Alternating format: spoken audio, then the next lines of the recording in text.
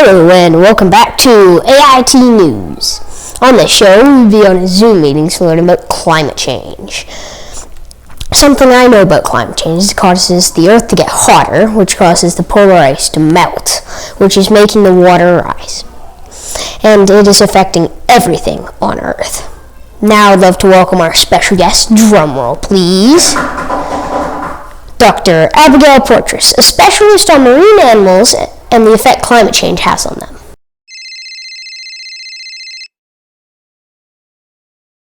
My name is Abigail Portress. I'm joining you at McNeil Bay. I specialize in marine animals. I'm here to tell you about climate change. Climate change is a serious problem on planet Earth. There are four main problems, one of which is changing geographic distribution of marine species. One example of that is polar bears. Due to the melting of ice, the polar bears have to swim farther for food.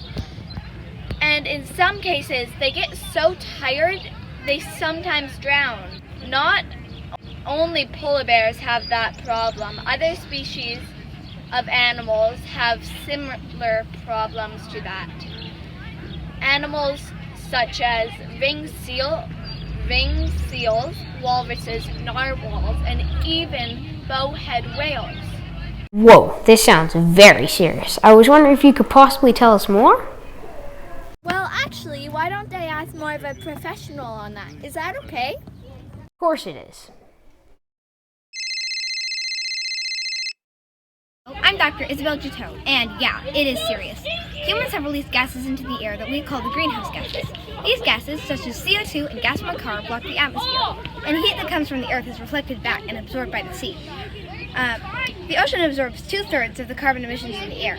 Also, it's just not animals that will be affected, us too.